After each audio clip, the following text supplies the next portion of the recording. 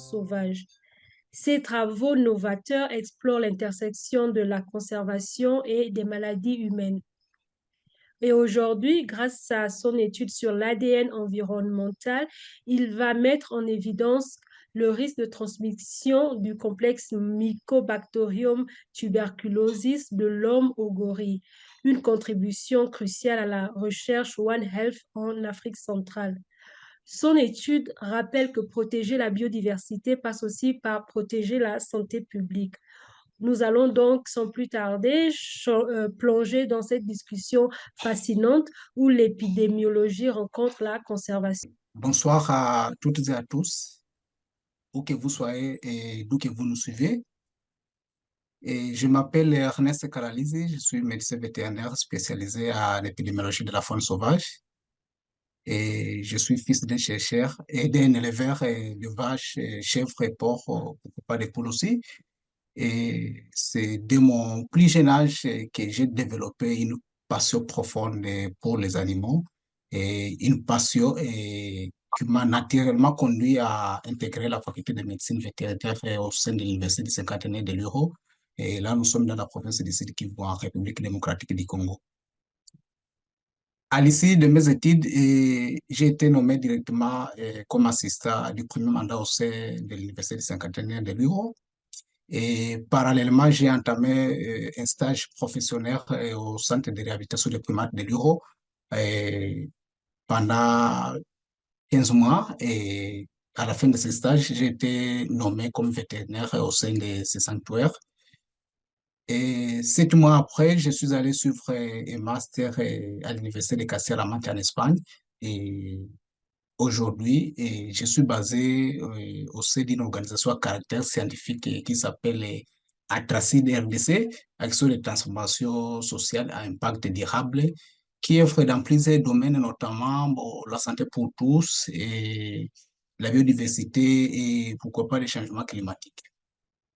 Alors, aujourd'hui, nous allons vous parler sur euh, notre sujet de recherche et les études que nous avons menées à l'est de la République démocratique du Congo sur l'ADN environnemental du complexe Mycobacterium tuberculosis chez les primates non humains et, yeah, et humains, donc chez les primates non humains et humains en République démocratique du Congo. Alors, sans plus tarder, nous passons directement à l'introduction. Et nous savons que la tuberculose est causée par la bactérie du complexe Mycobacterium tuberculosis est l'une des plus anciennes maladies connues affectant l'homme et une des causes majeures de décès dans le monde. La tuberculose est une maladie infectieuse qui touche particulièrement les humains et les personnes et dépend de plusieurs facteurs, bien sûr, par exemple comme le système immunitaire, et la nutrition, bon, la vie sociale. Et les principales espèces mycobactériennes pathogènes des mycobacterium complexes comprennent entre autres les mycobacterium tuberculosis, les mycobacterium africanum, et les mycobacterium caneti, les mycobacterium bovis, et les mycobacterium caprae, microti et pinnipedi. Mais parmi les principaux agents pathogènes infectieux à l'origine des pathogènes infectieux et à l'origine de la tuberculose chez l'homme et le Mycobacterium tuberculosis d'abord. Et cette Mycobacterium tuberculosis qui a été découverte pour la toute première fois en 1882.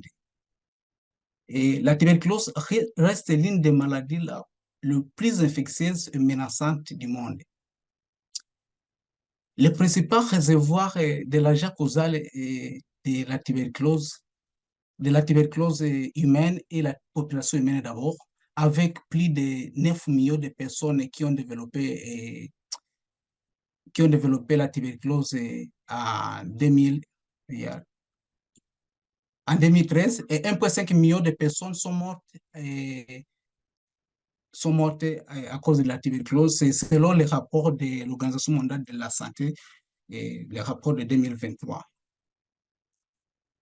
Alors, les potentiels zoonotiques des Mycobacterium bovis soulèvent des préoccupations en matière de santé publique. Et chez l'homme, la tuberculose zoonotique est causée par Mycobacterium bovis est beaucoup moins courante que la tuberculose humaine causée par Mycobacterium bovis.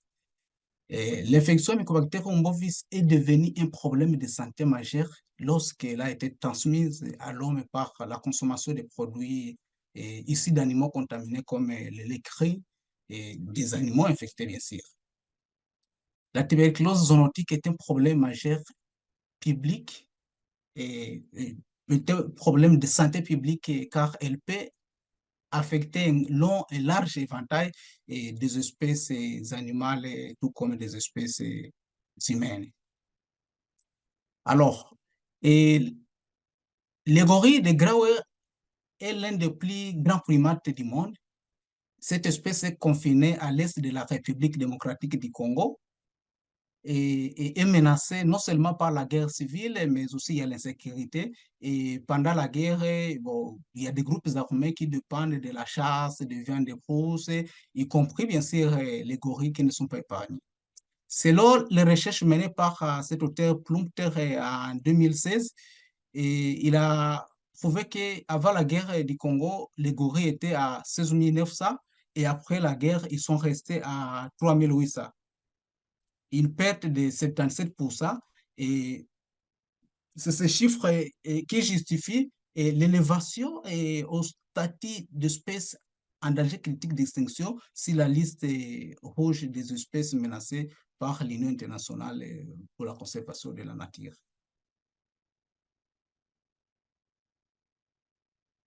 Alors, voilà. Et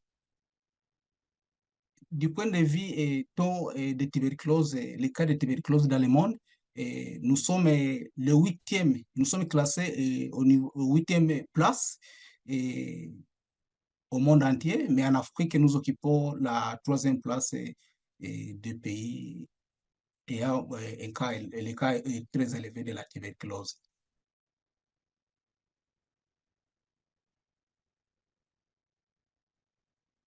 La transmission directe nécessite un contact étroit entre les excréteurs infectés et les autres sensibles. La transmission directe par les gouttelettes oronasales a toujours été considérée comme le principal voie d'infection, tandis que bon, la transmission indirecte dans l'environnement a été jugée moins importante. Et l'infection chez les primates non humains se traduit principalement par contact étroit avec les humains. Bon, les humains qui sont infectés par la tuberculose ou par inhalation des bactéries en suspension d'air ou par d'autres voies d'infection telles que bon, le blessure ou bien l'ingestion. Les humains infectés peuvent transmettre l'infection aux animaux en captivité, bon, tout comme à l'état sauvage, en liberté, ce qui constitue un problème très important pour la santé et la conservation et le bien-être des animaux, bien sûr. Et dans l'environnement, on peut rencontrer soit des structures sanitaires où il y a des patients qui crachent un peu partout par terre, et alors qu'il y a des animaux, soit qui passent tout au long de la journée pour brouter les herbes, et une fois brouté les crachats, bon, tout le monde le maîtrise bien que c'est un peu secret, alors les animaux peuvent les préférer brouter, ou carrément les animaux qui viennent brouter les herbes pendant la journée, alors qu'il y a les analyses qui s'effectuent au niveau du laboratoire. À part cela, bon, il y a des motards. À part cela, les crachats peuvent se transformer en poussière, bien sûr. Et puis, il y a la personne et les motards qui peuvent passer et pourquoi pas ne pas inhaler cette poussière contenant déjà une infection. Alors, les mycobacterium tuberculose complexe se propagent bien sûr de ferme, dans l'environnement et dans les habitations, provoquant ainsi une infection tuberculeuse dans les primates non humains et bien sûr chez les humains. Mais les recherches actuelles suggèrent que la transmission du mycobacterium tuberculosis dans l'environnement se transmet indirectement aux humains et aux animaux avec un impact ultérieur sur leur bien-être. Par conséquent, il est très important d'adopter l'approche One Health pour comprendre les rôles du complexe Mycobacterium tuberculosis, non seulement dans les interfaces des humains et des animaux, mais aussi dans l'environnement. Et le Mycobacterium tuberculosis est souvent présent dans les crachats des patients et il est présent aussi et il est présent aussi dans l'air, dans l'eau, dans le pâturage, dans les poussières et dans les sols, bien sûr. Ici, nous avons la communauté de l'Uro, là où se situe le centre de réhabilitation des primates de l'Uro. Et c'est là où on trouve directement les centres de réhabilitation des primates, bien sûr. Et à 4 kilomètres de l'Uro, nous avons un parc, le parc national de Kahuzi-Biega. Alors, si vous voyez, il y a un village ici, et puis au fin fond, là, il y a le parc. Entre le village et le parc, là, il y a une distance de 4 kilomètres. Alors, dans la communauté de Luro, nous avons déjà qui sont malades, atteints de la tuberculose, et nous avons aussi déjà nous avons aussi déjà qui sont en bon état et déjà qui ont de la tuberculose avec le VIH. Mais au sein de la population, bien sûr, c'est là où on rencontre des braconniers, bien sûr, et qui peuvent arriver à capturer l'animal au niveau de la forêt et l'amener dans la communauté. Bien sûr, il y a des animaux aussi domestiques. Et alors, qu'est-ce que nous faisons? Nous pouvons récupérer l'animal qui est dans la communauté pour l'amener au sanctuaire pour que l'animal soit réhabilité d'abord. Mais aussi, cet animal doit intégrer directement au niveau du sanctuaire mais au niveau du sanctuaire, quand nous voulons soit besoin d'un agent, nous allons nous référer directement au sein de la communauté pour récupérer, par exemple, un soigneur, un gardien qui va prendre soin de cet animal au niveau du sanctuaire. Alors, l'animal a été en contact avec la personne au niveau de la communauté et avec les animaux domestiques aussi, mais il est parti encore au niveau du sanctuaire, là où il reste toujours en contact avec lui, mais aussi, quand vous regardez, et les visiteurs aussi vont quitter au niveau de la communauté pour être toujours en contact avec cet animal. Mais aussi de l'autre côté, les visiteurs peuvent quitter dans la communauté pour aller visiter au parc. Les animaux sauvages qui sont au niveau de la communauté peuvent être en communication avec les animaux qui sont au parc. Et puis, bon, ça crée directement l'occasion de s'infecter, de véhiculer le pathogène au sein du parc et dans l'environnement.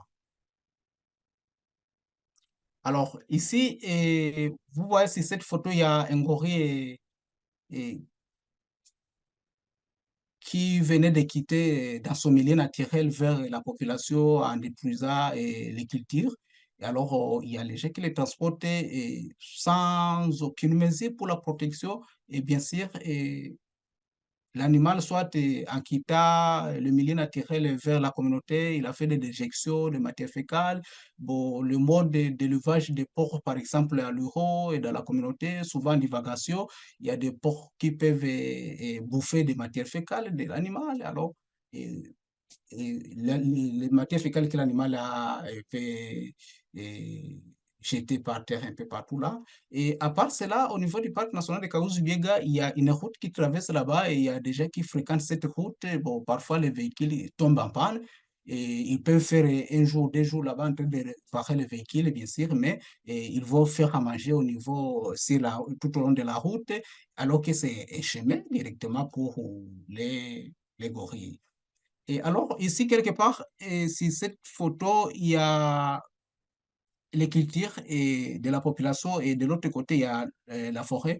Mais il y a de petites maisonnettes ici et de peuples autochtones qui n'ont pas de l'eau ici, n'ont pas mangé et ils se réfèrent au niveau de du parc pour couper les arbres et pour y chercher à manger et pourquoi pas les plantes médicinales, les champignons, tout autre. Maintenant là, et cette photo, ça montre là où ils étaient en train de couper directement les arbres, alors que c'est un milieu où les animaux viennent se recréer, viennent chercher à manger aussi. Et là-bas, ils peuvent facilement s'infecter. Mais à part cela, au niveau du sanctuaire, vous verrez qu'il y a les gens qui sont tout proches des animaux la personne peut inhaler directement les trucs, les histoires des chimpanzés, et puis sans masque, c'est très dangereux. Alors, comme symptôme, il y a la température. On va voir l'augmentation de la température. Une fois qu'il y a l'augmentation de la température, on constaterait directement la fièvre. À part cela, bon, pendant la nuit, on peut voir un peu la sueur nocturne. Et à part la sueur nocturne, il y a la douleur thoracique et l'animal va commencer à tousser. Et parfois, on peut trouver quelques gouttelettes de sang dans les crachats, dans la salive. Et il y a diminution de l'appétit. Et une fois il y a la diminution de l'appétit, bien sûr, il y a la fatigue qui s'installe et l'animal perd directement son poids. Alors, nous avons formulé des hypothèses principales. Et on a voulu savoir d'abord comprendre comment si les mycobacterium tuberculosis seraient présents dans l'environnement des primates non humains, leurs soigneurs et des gardes-parcs, mais aussi la prévalence des cas de tuberculose serait plus élevée chez les chimpanzés qui sont en captivité au centre de réhabilitation des primates de l'Uro qui dans l'environnement du parc national de Kahuzi-Biega. On avait comme objectif général de détecter les mycobacterium tuberculosis dans l'environnement des primates captifs et de leurs soigneurs au centre de réhabilitation des primates de l'Uro, ainsi que dans l'environnement des gorilles de plaine orientale, les gorilles Rabingue Graoué, et au parc national de Kahuzi-Biega et de l'aide à des parcs à l'aide de l'aide environnementale. Comme objectif spécifique, le premier objectif spécifique, c'était d'étudier la possibilité de combiner l'éponge avec du papier filtre afin de faciliter et de sécuriser le prélèvement, le transport et le stockage des échantillons d'ADN dans des conditions de terrain. Et était aussi de déterminer la prévalence du Mycobacterium tuberculosis dans l'environnement des chimpanzés et de leurs gardiens au niveau du centre de réhabilitation des primates de l'Uro, et de déterminer la prévalence du Mycobacterium tuberculosis dans l'environnement des gorilles habitués à la présence humaine et de leurs gardes-parcs au niveau du parc national de Kahuzi-Biega. Et en fait, c'était d'établir les risques sanitaires associés pour les primates et les humains en contact. Ici, c'est le map du centre de réhabilitation des primates de l'Uro, la zone. Et là où il y a des numérotations sont les différents endroits où nous avons prélevé notre échantillon. Et en jaune ici sont des laboratoires. Et en rouge ici sont des enclos de chimpanzés. Il y a des zones un peu en couleur verdâtre, sont des enclos de petits singes. Alors, ici, c'est la carte du parc national de Kahuzi-Biega et nous voulons seulement montrer comment nous avons prélevé seulement au sein de Chivanga, ici dans le secteur de Chivanga, ici en couleur verdâtre, et là où nous avons raconté, là où il y a des familles habituées à la présence humaine. Alors, comme matériel et méthode, nous avons collecté nos échantillons au niveau du CERPEL. Et vous savez bien qu'au niveau du CERPEL, les animaux sont répartis à différents groupes. Il y a plusieurs groupes qu'on peut rencontrer. Et dans chaque groupe, on a prélevé des échantillons, mais aussi on a prélevé au niveau des différentes structures comme les cliniques qu'on peut raconter, les laboratoires et des salles de nécropsie qui ne sont pas des groupes des animaux, bien sûr, et chez les personnes et les soigneurs qui sont au niveau du sanctuaire et les gens qui viennent vendre la nourriture aux animaux. Alors, nous avons utilisé l'éponge qui nous a permis de prélever les échantillons dans l'environnement. Au niveau du parc national de Kahuzi-Biega, nous avons prélevé, il y a 7 familles de gorilles qui sont habituées à la présence humaine et leur garde-parc. Et on a prélevé chez les 7 familles qui sont habituées. Alors, au niveau du parc de Kahuzi-Biega, nous avons prélevé nos échantillons dans des nids de gorilles et on a prélevé tout ce qu'on peut trouver dans les nids de gorilles. Et on a trouvé si on trouvait des matières fécales dans l'environnement, on frottait notre éponge, ou bien les résidus alimentaires dans l'environnement. Et les bouts et les équipements de protection individuelle et des gardes-parcs, et aussi avant d'entrer au niveau du parc, on prélevait aussi. Et soit chez les gardes-parcs, après avoir escaladé une montagne, il y a, disons, la transpiration, et puis là, on a la présence de la sueur, et là, directement, on peut prélever la sueur et on peut frotter notre éponge sur les nez des gardes-parcs et sur ses mains et au niveau du front et sur la bouche. Alors, au niveau des sanctuaires et au niveau des centres de réhabilitation des primates de l'Euro, nous avons prélevé dans différentes installations, comme dans des mangeoires et dans des abreuvoirs, les enrichissements qu'on peut trouver dans des enclos ou bien dans les dortoirs, et si les enrichissements qu'on peut trouver sur le sol, ou bien des matières fécales qui sont mélangées avec les urines, ou bien bon, des matières fécales tout court qu'on peut trouver dans les dortoirs, et aussi des poignées de porte, des cadenas, et bien sûr aussi des résidus alimentaires. Et bon, et il y a des piscines là où nous avons aussi prélevé de l'échantillon. Et puis, sur le corps de l'animal pendant l'anesthésie, parce que quand on anesthésie un animal, parfois il vient du dortoir et avec un peu de merde sur lui, alors on profite directement à prélever son échantillon. Ou bien après l'anesthésie, bon, il y a le dialyse, et là, tout ce que l'animal peut jeter dans l'environnement là, et on prélève directement. Et au niveau des personnels soignants, ce qui est vrai, on prélevait au niveau des nez, là on frottait notre éponge, au niveau de la bouche, du front, et bon, parfois, quand on faisait un tour au sanctuaire, on peut croiser la salive et peut partir là-bas, ou bien les crachats, et directement, ça faisait partie de ce que nous étions en train de chercher dans l'environnement. Et bon, au niveau des équipements de protection individuelle, on a prélevé sur des bottes des soigneurs sur leurs vêtements et sur les vêtements des vétérinaires aussi.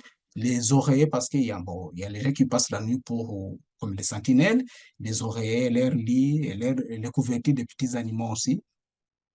Et au niveau des infrastructures, on a prélevé sur les tables d'exploration, dans les lavabos, et si les flacons de bouteilles sont déjà utilisés ou bien qui sont en cours d'utilisation, et si des poignées de congélateurs et de réfrigérateurs, les couteaux qu'on peut rencontrer au niveau, ou autres outils qu'on peut rencontrer au niveau de la salle d'autopsie, par exemple, et des types endotracheaux qu'on peut utiliser lors de l'intubation. Après l'intubation, on jette au niveau de la lavabo et là, je prélève directement mes échantillons au niveau de là-bas. Ou bien des matériels chirurgicaux déjà utilisés et pourquoi pas si les gants de vétérinaire. Alors, la procédure d'extraction de liquide, qu'est-ce que nous avons fait? Et d'abord, avant de prélever notre échantillon, on prenait 15 millilitres de ces liquides spécifiques à ces éponges qu'on remplissait 15 millilitres et puis on mettait dans les sacs d'éponge. Et après là-bas, on prélève, on frotte sur l'environnement sur différentes surfaces. Et après, une fois au laboratoire, nous allons extraire notre liquide. Alors, nous allons extraire, on a mis au départ 15 millilitres, mais on va extraire 8 millilitres. Le 8 millilitres sera partagé au niveau de papier filtre, chaque échantillon avec 2 papiers filtres et un épindoff. Alors, on mettait 400 microlitres sur chaque épindoff, et dans un épindoff, et sur chaque papier filtre, 400 microlitres et 400 microlitres. Et après, va se suivre les processus de PCR. Avant de faire cela, cette étude, bon, on avait des articles types qu'on a utilisés et des études qui ont été déjà faites en utilisant l'éponge. Et après cela, bon, on a essayé aussi de faire quelques études de prélèvement des échantillons en Espagne, dans l'environnement, et on a eu des résultats. Et c'est ce qui nous a poussé de venir essayer avec les éponges ici au niveau de la RDC, et chez les gorilles et chez les chimpanzés. Alors, ici,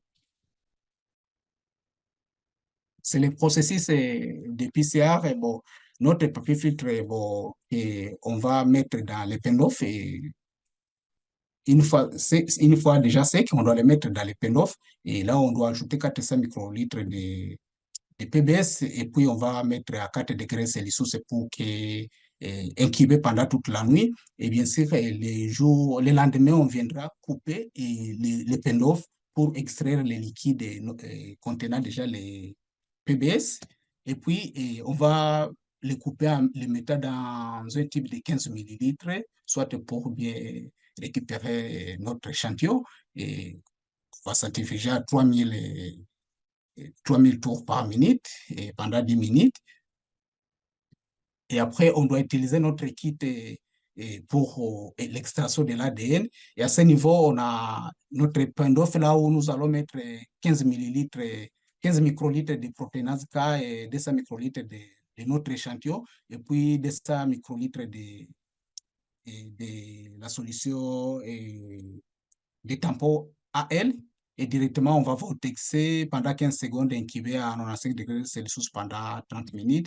Et ça suivra les étapes de lavage chaque fois pour changer la colonne et puis centrifuger. Et après cela, bon, on aura notre Epenlof. Là, on va trouver 100 microlitres de notre solution et AT, et puis qu'on va incuber à 1 millilitre, qu'on va incuber et pendant 1 minute à une température ambiante pendant 13 000 tours par minute et pendant 1 minute. Et puis là, on va trouver notre ADN qui sera stocké et conservé à 40 degrés Celsius jusqu'à l'analyse de PCR. Et pour le PCR, nous avons utilisé les kits quantiFAST pathogènes qu'on a utilisé dans cette analyse. Alors, comme résultat, bon, nous avons analysé 165 échantillons, ce qui est vrai. Bon, après l'analyse, on a trouvé qu'il y avait 6 échantillons qui étaient inhibés. Ils n'étaient pas ni positifs ni négatifs. Alors, nous sommes partis avec 159 échantillons. Sur les 159 échantillons, bon, on a utilisé bien sûr des marqueurs et 50 échantillons étaient positifs au marqueur IS70 et 29 échantillons étaient positifs au marqueur MPB70. Alors, chez les gorilles, au niveau du parc national de Kahuzi-Biega, ensemble avec les gardes-parcs, et au total, 37 échantillons ont été testés, analysés, dont 11 ont été positifs, soit 29,72% et au premier marqueur.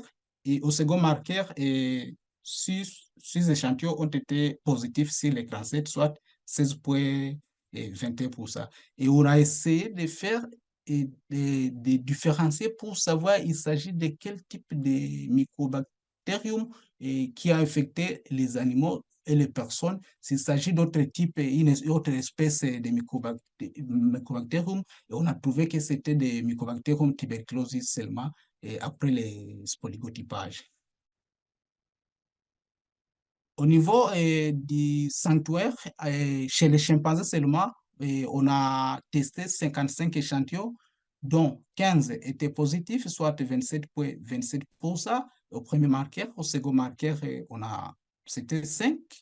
Et sur les 55 échantillons testés chez les chimpanzés, soit 9,9%.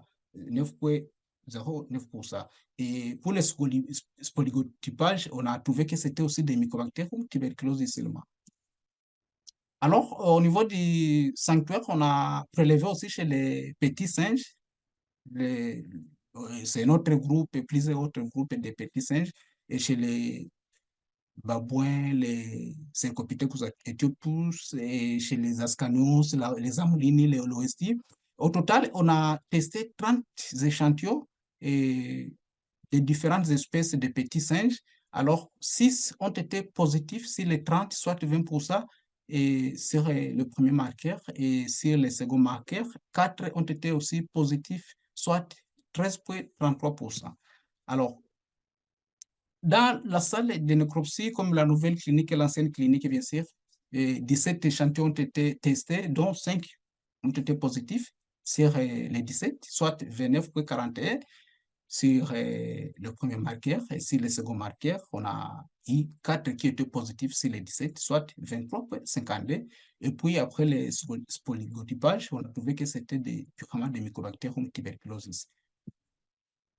Alors, au niveau des chez les humains, au niveau du centre de réhabilitation des primates de l'Euro, et des soigneurs, des vendeurs qui viennent vendre la nourriture aux animaux, et on a prélevé chez eux. Et puis, au niveau des zones de santé de Miti Mouressa, et qui venaient soit au niveau des laboratoires et pour les analyses des échantillons, tout ça en provenance de l'hôpital.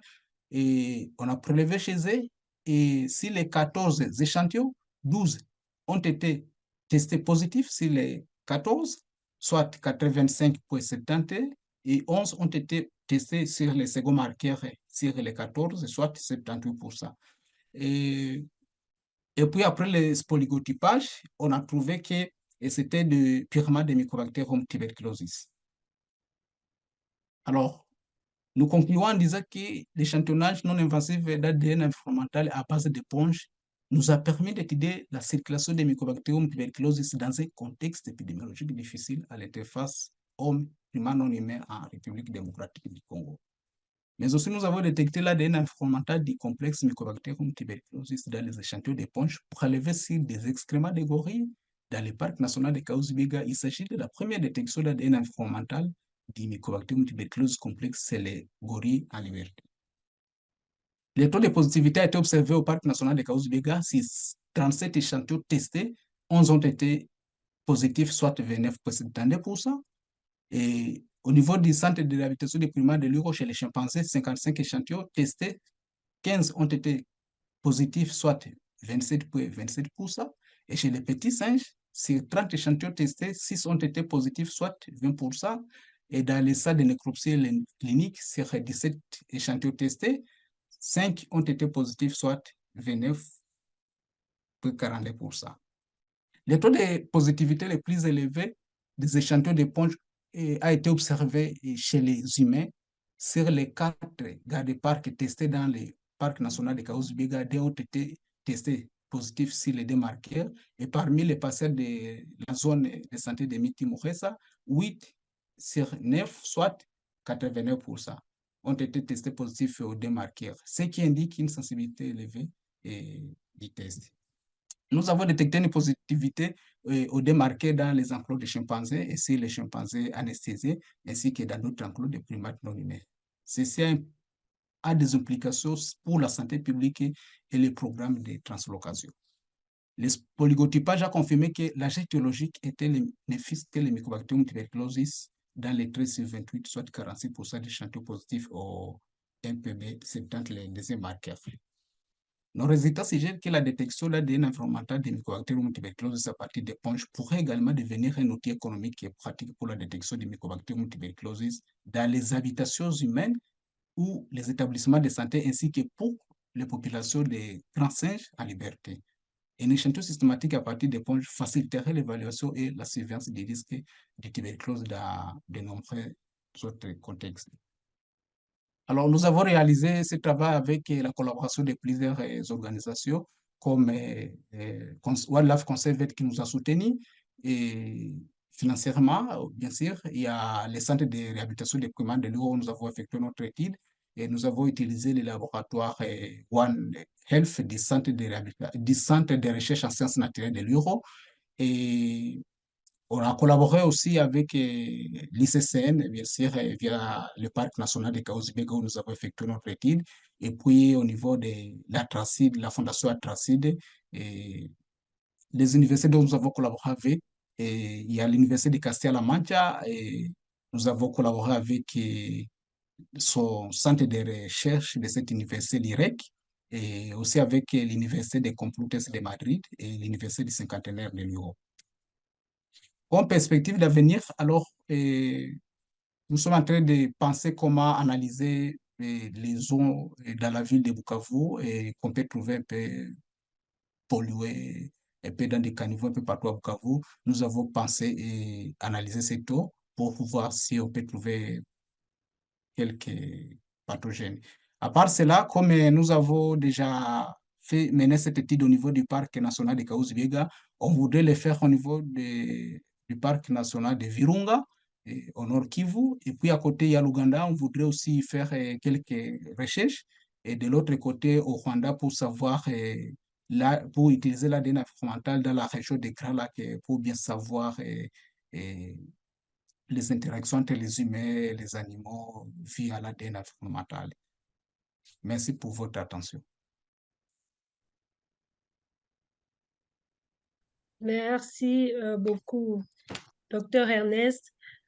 Nous allons maintenant passer à la session questions-réponses. Sentez-vous libre d'écrire vos questions dans le chat. Je les lirai pour vous et Ernest va donc y répondre. Euh, Vous pouvez aussi utiliser vos emojis pour lever votre main virtuelle et puis je vous donnerai la parole. N'oubliez pas d'ouvrir votre micro avant donc de prendre la parole. Je vais aller dans le chat box pour voir s'il y a des questions. Ok, je vois une question de Fidèle Balemirwe. Il dit, au niveau du centre, quelles sont les mesures qui sont mises en place pour limiter la propagation de ce germe, tant chez les animaux que chez les soigneurs? Ça va, merci beaucoup pour la question de Dr. Fidèle. Et ce qui est vrai au niveau du centre de réhabilitation des primates de l'Uro, bon, on a toujours fait tous les moyens possibles pour limiter la propagation de la maladie. Et parfois, on utilise beaucoup les désinfectants chaque fois. Et personne ne peut entrer au niveau du centre sans le port de masque. Et puis, bon, une fois que tu es en contact avec l'animal, c'est qu'il faut que tu dois porter les masques et pour éviter la contamination, hein, soit de l'animal à l'homme ou de l'homme à l'animal. Mais bon, que cela n'empêche, parfois, il peut y avoir que on vous amène un animal aujourd'hui qu'on a reçu dans les mains des braconniers, et puis l'animal qui doit être d'abord en quarantaine, soit l'animal est déjà infecté. Et puis, bon, l'animal doit être d'abord diagnostiqué sévèrement et voir comment est-ce que l'animal, avant d'intégrer les autres groupes des animaux, l'animal doit d'abord être traité et sain avant qu'on puisse les mettre ensemble avec les autres. Mais les sanctuaires travaillent sur ça, ça fait depuis plus longtemps, en tout cas, pour voir comment est-ce qu'ils peuvent stopper tout euh, cette propagation de l'infection. Ok, merci. Je vais donner la parole à Japhet.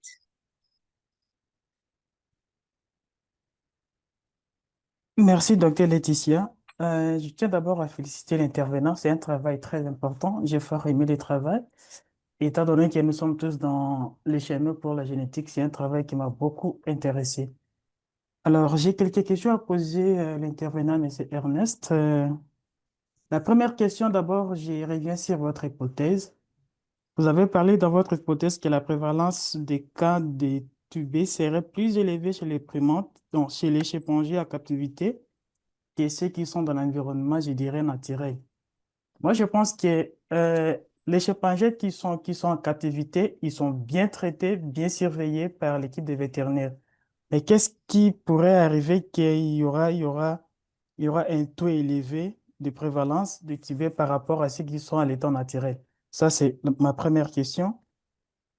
Et la deuxième question, j'aimerais aussi savoir avez-vous eu la différence d'une manière génétique entre des choses trouvées chez les chimpanzés qui sont détectées, les primates et les non-humains? Avez-vous trouvé d'une manière génétique une différence?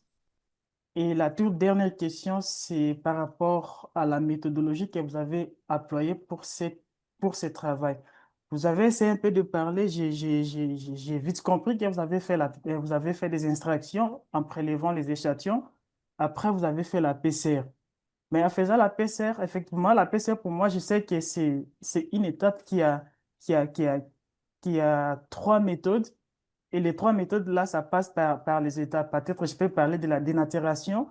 Dans l'ADN à double brin. Je peux parler, par exemple, de l'hybridation. C'est une étape des amorces de courte séquence d'ADN. Mais bon, je parle aussi peut-être de l'élongation, mais je n'ai pas compris, après avoir fini, vous présentez rien que les résultats. Pour commencer à parler, on a eu, par exemple, de tel microsatellite, on a eu telle donnée, tel résultat, mais je n'ai pas compris exactement la méthode que vous avez employée ou soit appliquée pour trouver vos résultats. Merci. Ça va, merci beaucoup. Et je commence par la dernière question d'abord. On a fait le PCR à temps réel.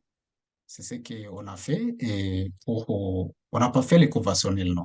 On a fait les PCR à temps réel pour trouver nos résultats qu'on a et, de nos recherches. Alors, l'autre question qui concerne ici les taux élevés et la prévalence des mycobacterium tuberculose, soit chez les animaux qui sont en captivité ou en liberté. Et là, on a émis nos hypothèses que les taux seraient très élevés au niveau du centre de réhabilitation des primates de l'Europe, bien sûr.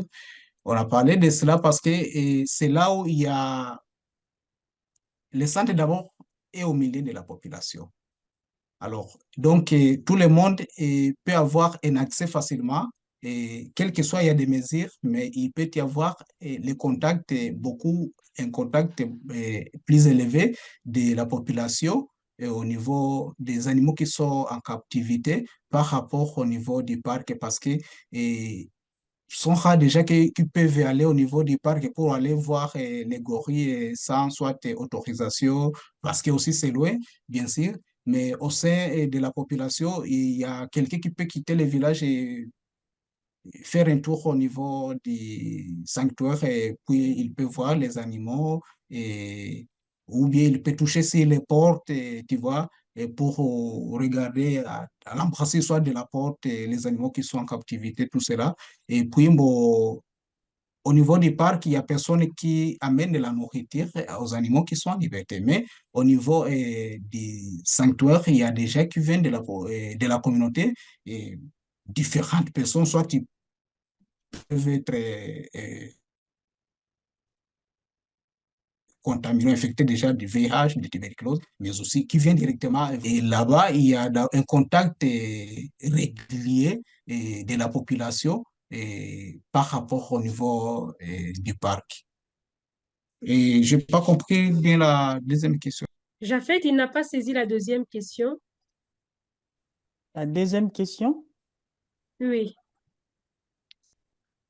La deuxième question, j'aimerais savoir euh, la différence d'une manière génétique qu'il a trouvée entre les primates et entre les primates et les non-humains. D'une manière génétique, s'il a trouvé qu'il y a des différences ou pas. Bon, ce qui est vrai, quand on a fait les polygotypages et on n'a pas trouvé de différence. Bon, on a fait les polygotypages des Mycobacterium tuberculosis et des Mycobacterium pour savoir, pour identifier l'espèce mycobactérienne et au niveau des échantillons qui ont été testés positifs. Alors, quand on a cherché ça, on a pas pu trouver une autre espèce mycobactérienne mais ou chez les animaux. Alors, sur question des différences génétiques, on n'a pas pu trouver. Ok, merci beaucoup. Je pensais que vous avez aussi pris le temps de voir si on pourrait avoir des différences génétiques par rapport à, à des notables blessures des souches, par exemple, entre les humains et les chimpanzés qui sont non humains. Mais ça pourrait être aussi utile d'intégrer prochainement dans la recherche parce que ça pourrait aussi donner quelques informations de ce que vous êtes en train de faire. C'est très important de comprendre s'il y a quelque chose qui pourrait être génétiquement différent, soit il n'y a pas la différence génétique par rapport aux individus. Je n'ai pas bien compris ce que tu as dit à la fin parce qu'il semble que la connexion est un peu perturbée. J'ai dit, ça pourrait être aussi un point important à intégrer dans le travail, parce que si on comprend, par exemple, comment se fait la transmission, on peut comprendre que chez les humains, on peut avoir des tubés qui peuvent être génétiquement différents, soit il n'y a pas une différence par rapport à la transmission de la maladie qui se font entre les hommes et les primates et tout ça. Ça pourrait être aussi utile d'intégrer ça. Je ne sais pas si cela vous plaît d'intégrer ça prochainement dans la recherche parce que après avoir fini à faire le master, peut-être on pourrait avoir qu'il y aura des articles, il y aura des gens qui vont travailler avec qui Ça pourrait être aussi un point intégré dans le travail. Oui, bien sûr. Bon, ça continue parce que il y a une grande partie qui reste qu'on doit faire sur la résistance aux antibiomicrobiens, bien sûr, et on est en train de donc d'analyser le processus continue toujours pour voir si on peut trouver d'autres trucs et d'autres pathogènes au sein chez les humains et bon, chez les animaux qui sont en captivité en liberté. C'est les mêmes échantillons que nous avons testés positifs. On voudrait voir les taux de la résistance aux antibiomicrobiens aussi. Merci beaucoup. Bon courage pour la suite. Ça Merci, va, Jafet, merci pour les beaucoup. questions. Je vais aller dans le chat. Il y a beaucoup de questions dans le chat. Euh, c'est une question qui vient de Olivier. OK. Adolphine Lina. Adolphine Lina qui dit, les souches ont été conservées ou vous allez procéder à une nouvelle collecte.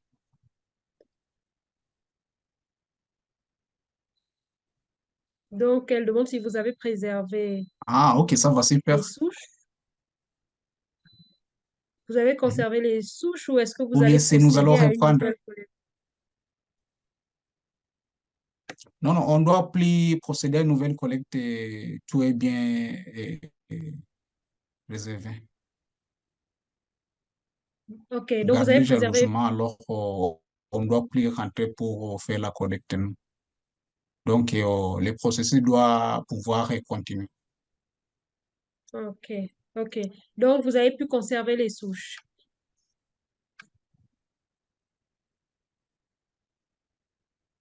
Si, si. OK, merci. D'accord. Et vous les conservez comment? Bon, et les souches sont conservées, ce qui est vrai au niveau du laboratoire. Vous les gardez quoi? Dans du PBS à moins 80 degrés Celsius ou bien, ou bien vous les conservez? Comment est-ce que... Et on les garde, ce qui est vrai, on les garde, ce qui est vrai dans on les garde, ce qui est vrai dans quoi là? Et à moins 40 degrés Celsius, c'est là où on les garde au sein des laboratoires et dans des open loft. Oui. OK, merci. Et là, c'est une question toujours d'Adolphine. Elle dit, ma curiosité pour les GBG, c'était pour combien de groupes? Et elle lève la main. Adolphine, vous pouvez ouvrir votre micro et prendre la Oui, elle peut parole. parler. Je vous remercie pour la parole. Merci beaucoup, Ernest. C'est une bonne chose. On en a fiers de ce travail. Je voulais juste, donc, c'était pour savoir combien de groupes, parce que vous avez parlé de 15 individus, par rapport à la consistance des groupes des GBG, par rapport, ce sont des gorilles, Beringués, Graouri. Je veux savoir qui a fait les collectes dans combien de groupes. Et puis, si je peux encore repartir sur la première question, je voulais, au fait, savoir, vous avez conservé par rapport donc, aux frais. Je voulais aussi savoir si vous avez utilisé par rapport à la conservation des sols. Et puis Bon, aussi, premièrement, pardon, oui, oui, tu peux continuer. oui, au fait, c'est ça, par rapport à l'autre, la question là qu'ils ont posée, j'ai essayé de faire un petit chat.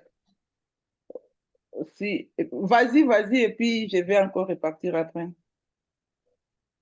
Non, tu peux finir, comme ça là, je dois répondre une fois pour toutes. Non, c'est deux choses différentes. Ah, ok, ça va. Et on a prélevé ce qui est vrai au niveau de cette famille bon, qui sont habitués et des gorilles au sein du parc national de Kahuzi-Biega. Et bien sûr, vous pouvez être dans une entité ou bien dans une zone où il y a une famille habituée des gorilles Mais cela n'empêche que d'autres gorilles, par exemple, qui sont non habitués, les gorilles qui sont sauvages, et ça n'empêche que ces animaux ne puissent pas y passer aussi. Donc, nous, on a fréquenté les zones des gorilles qui sont habitués et on a prélevé tout ce on pouvait prélever ici des animaux qui sont habitués, mais bon, c'était pas individuel. On ne sait pas si il peut y avoir d'autres animaux sauvages qui sont passés par là pour soit jeter des matières fécales ou bien les résidus alimentaires et puis on a prélevé. Alors, mais on a prélevé dans cette famille des gorilles habitués au sein du parc national de Kahuzi-Biega. Ok. Adolphine, j'espère que la réponse vous convient. Vous pouvez continuer. Non, je dis par rapport maintenant à la conservation. Il a parlé de la conservation, c'est à 70, à 40 degrés. J'ai posé la suggestion. Est-ce qu'il y a d'autres milieux qui vont être utilisés pour la conservation? Merci. Est-ce qu'il y a? À part, à part les 40 degrés, des moins 40 degrés de conservation, vous avez suggéré la conservation avec d'autres milliers par Vous rapport avez à notre... suivi, Laetitia? Je disais ceci, Ernest. Je dis par rapport au contexte dans lequel, dans la région, parce que ces derniers Oui, temps, oui, oui. Allez-y. il y a des conservations qu'on peut aussi, je disais, suggérer des conservations qui ne sont pas seulement à moins 40 degrés. Par exemple, je peux dire la conservation de la glycérine on peut conserver sans à température ambiante, ne tenant pas compte de l'électricité. Donc, c'est juste une suggestion par rapport à notre milieu, vu qu'on ne peut pas avoir l'accessibilité sur la conservation à moins 40 degrés. C'est une suggestion. C'est pas, j'ai vu que peut-être vous n'avez pas utilisé des conservations à température ambiante. Super. Vous avez Bien suivi? capté. Ok. Ok. Oui, Donc, je j'ai crois que... suivi à la fin votre suggestion. Ok. Yeah. Super. Donc, je pense qu'on peut continuer avec les questions dans le chat. C'est David Mouloumé qui dit belle étude, beau résultat. Et il dit 3 points. Vu le caractère rémanent du MTC, donc Mycobacterium tuberculosis, vu le caractère rémanent du MTC chez les grands primates, quel mécanisme pour contrôler ou définitivement éradiquer la maladie? Ça, c'est la première question. Pour définitivement éradiquer bon, la maladie, bon, d'abord, on va traiter ce que feraient les soigneurs, on doit traiter les gardes-parcs, on doit traiter les gens bon, de la communauté qui sont positifs à la tuberculose, bien sûr. Mais à part cela, bon, les chimpanzés qui sont en captivité et qui sont positifs à la tuberculose doivent être aussi traités, comme nous le faisons souvent. Et au niveau des gorilles qui sont en liberté, et ça sera un peu difficile de savoir X animal, ok, parce que bon, ils ont des noms, bien sûr. Ça sera difficile pour moi de savoir que tel animal était positif ou celui-là était positif parce que c'était des échantillons collectifs et on ne sait pas individuellement quel animal qu'on peut traiter et quel animal qu'on ne peut pas traiter. Mais bon, pour d'abord euh, limiter la propagation, chaque visiteur, y compris même les gardes-parcs, doivent d'abord respecter les mesures de port de masque avant d'être en contact, ou les visiteurs doivent respecter les mesures de port de masque avant d'être en contact avec les animaux. Et aussi, bon, je crois qu'on devrait renforcer beaucoup la sécurité parce qu'il y a la population environnante qui peuvent faire l'entrée au niveau du parc et mener plusieurs activités humaines sans que les gardes-parcs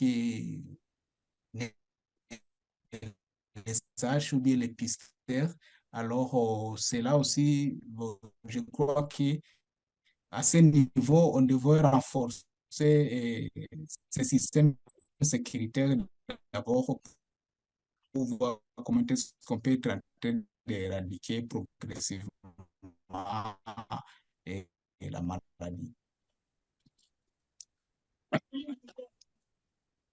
Ok, merci. Ernest, je crois qu'on a quand Bon, même pu suivre la réponse malgré les coupes. poser aussi une question. C'est docteur Jair depuis Bukavu, Sud Kivu. Posez votre question et puis Ça je va, vais allez-y, continuer docteur Jean. après avec les questions dans le chat. Allez-y, posez votre question. Oui, j'ai une question. C'est docteur Jair depuis Bukavu. Ok. Allez-y, Vous- docteur Jean. Oui, c'est par rapport. J'allais poser une question concernant cette étude a connu quel défi? Parce que des bonnes choses ne peuvent pas manquer aussi des problèmes. Est-ce qu'Ernest, docteur Ernest, peut nous dire quels sont les défis qu'il a eu pendant cette étude? Et par rapport à cette étude, je vois que le parc de Gauss-Biega, aux environs de ce dernier, il y a des fermes, hein? Des fermes bien sûr. Alors, j'allais poser une question concernant la problématique des animaux domestiques qui pâturent ou bien qui peuvent pâturer dans les parcs et vice-versa. Est-ce qu'il n'y a pas vraiment une autre étude ou bien une autre problématique qu'il a eue pendant cette étude par rapport aux animaux sauvages et domestiques? Merci. Ok. J'espère que vous avez pu prendre note des questions. Ça va. Et pour la question du docteur Jean, et bien sûr, il y a quand on était en train de faire notre étude, il y a un autre projet qui était en cours sur la même tuberculose chez les animaux aussi qui sont en liberté et chez les animaux domestiques, les vaches. Et puis, et ce qui est vrai, on a trouvé certains animaux domestiques qui étaient positifs aussi à la tuberculose, bien sûr, et dans plusieurs fermes qui sont aux environnantes du parc. Alors, pour des difficultés qu'on a racontées, oui, ça ne peut pas manquer, bien sûr. Et bon, parfois, vous voyez, dans des laboratoires comme dans notre pays, réaliser un travail doit, pareil d'abord, et ça doit nous coûter cher. Et on peut avoir des défis d'abord financiers là. À part cela, bon, trouver soit c'était réactif et au sein des laboratoires, c'est pas aussi une chose facile. Vous devez attendre, ça va vous prendre beaucoup de temps. Et soit vous pouvez faire 6 mois, 5 mois sans pour autant que vous avez commandé soit un réactif. On a trouvé en tout cas des défis énormes. Et puis, bon, mais qui sont aux environs du parc, et il y a des cas qui ont été testés positifs. Et je dirais, il y a celui qui a posé la question de savoir comment est-ce qu'on peut traiter, bien sûr, au niveau de ces animaux aussi qui sont aux environs, aux alentours du parc, pour bien savoir s'occuper. On doit s'occuper d'abord de la souche, hein. On doit s'occuper de la souche pour voir comment est-ce qu'on peut éliminer. Une fois qu'on a fini à traiter les animaux qui sont aux alentours du parc et la population qui sont dans la communauté, et je crois que c'est là où on peut intervenir maintenant chez les animaux petit à petit. Mais bon, c'est un travail qui peut se réaliser à long terme. Ce n'est pas un travail qu'on peut faire en un coup. Parce que sans cela, sans pouvoir traiter les animaux, il continuera toujours à être en contact avec les animaux. On a vu une photo là où bon, l'animal qui a quitté dans son milieu naturel vers la communauté. Et là, bon, la communauté, bon, dans des fermes, il peut aller dans des fermes, là où les animaux Et là, on trouve plusieurs espèces d'animaux domestiques dans la communauté. Alors, une fois qu'il est en contact avec eux, et pourquoi pas d'ailleurs, et il y a des babouins qui quittent même au niveau du parc et qui viennent fauter ou bien détruire les cultures dans la communauté, et puis vont rentrer au niveau du parc. Et ces babouins peuvent être bien sûr en contact aussi avec les animaux dans des fermes comme à Tibati, pour ceux qui maîtrisent bien Tibati. Et puis, ils peuvent rentrer au niveau du parc et être en contact encore avec les animaux qui sont en liberté, qui n'ont pas eu la chance soit d'arriver au niveau de la communauté. Alors, je crois, comme les animaux sont en contact avec, les animaux sauvages sont en contact avec les animaux sauvages et domestiques et les sauvages, je crois qu'on devrait d'abord commencer de la tuberculose au sein de différentes communautés avant d'entamer les animaux sauvages. Et pourquoi pas les personnes aussi dans la communauté.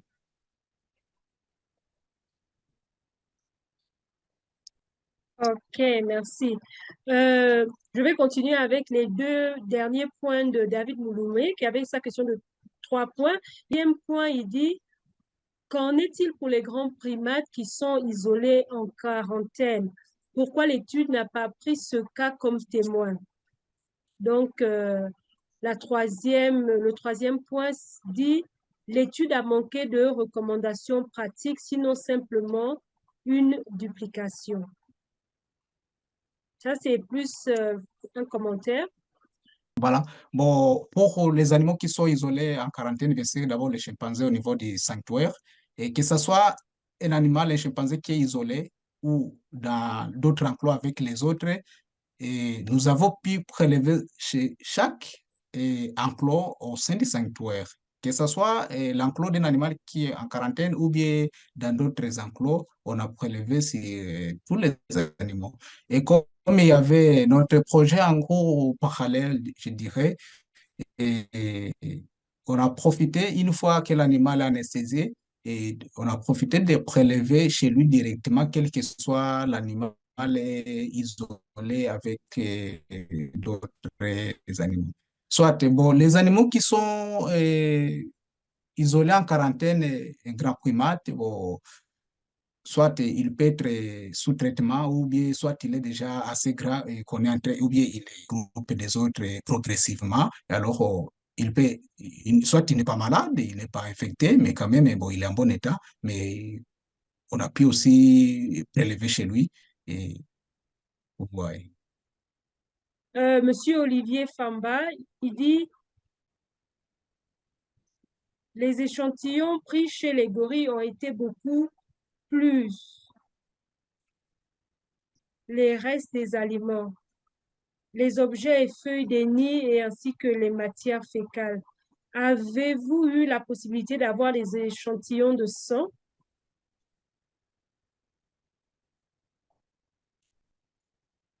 Non, et on prélevait les échantillons non invasifs.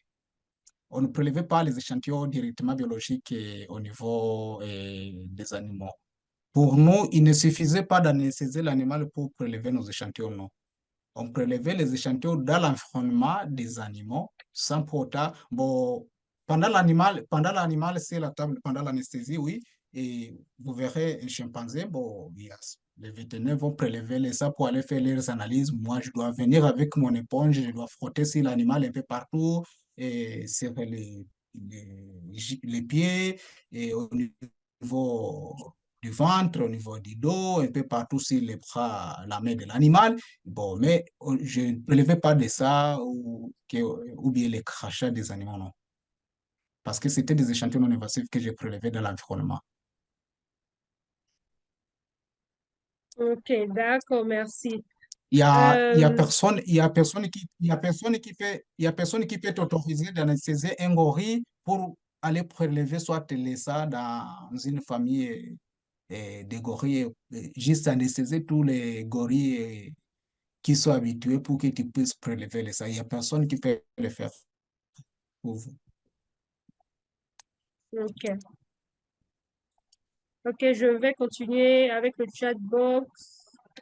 C'est le roi Bijiro qui dit, au niveau de la communauté locale, quels sont les mécanismes que vous envisagez faire pour épargner de la maladie zoonotique? Et pour les braconniers qui tuent les animaux et qui les consomment en même temps dans la... Ok, je peux relire. Il dit, au niveau de la communauté locale, quels sont les mécanismes que vous envisagez prendre pour épargner de la maladie zoonotique? Donc, au niveau de la communauté locale, comment est-ce que vous pouvez prévenir que ces communautés-là soient contaminées par ces maladies-là qui viennent voilà, des animaux? Donc, c'est ça la question. J'espère que vous avez saisi. Bon, au niveau des communautés locales, bien sûr, on a commencé par la sensibilisation d'abord.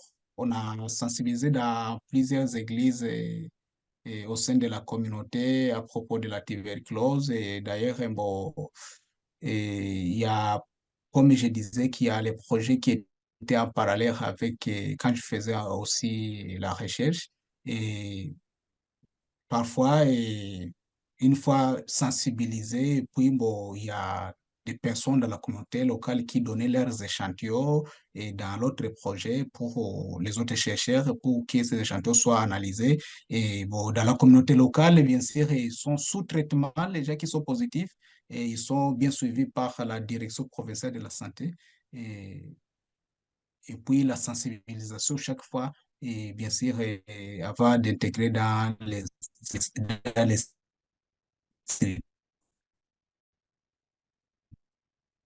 sanitaires comme OK. cela, on doit, bon, au niveau de la communauté, avec des sensibilisations, soit de ne pas partager. Vous voyez, comme si nous sommes dans un village et là où les gens peuvent se partager même la boisson dans un même gobelet.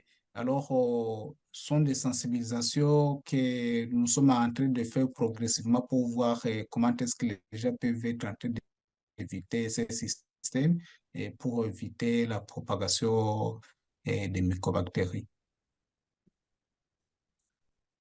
OK. Et le deuxième volet de sa question dit, et pour les braconniers qui tuent les animaux et qui les consomment en même temps dans la famille.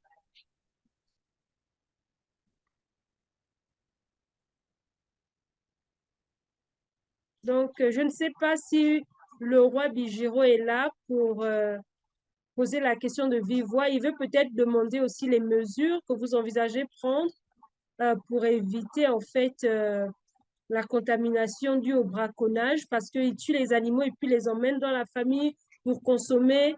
Ça propage sûrement la maladie. Quelles sont les mesures alors que vous pouvez prendre pour éviter cette propagation? Madame Laetitia, je ne vous capte pas bien. Pardon, vous pouvez reprendre la question, s'il vous plaît. Ça coupé Ok, d'abord. la question dit, et pour les braconniers qui tuent les animaux et qui les consomment en même temps dans la famille. Ok, on l'a encore perdu. S'il y a quelqu'un dans l'audience qui peut aussi répondre à cette question, n'hésitez pas à ouvrir le micro et puis prendre. La question, c'est tout simplement de savoir, en ce qui concerne les braconniers qui tuent les animaux et les emmènent en famille pour les consommer avec leur famille, comment en fait on peut prévenir la contamination. Je vois une personne qui a une main levée, lien ouvert, ouvrez votre micro et puis prenez la parole. Bonsoir à tout le monde. Bonsoir. Bon, moi c'est Yannick. Hein. Je ne sais pas Enchanté, si Yannick.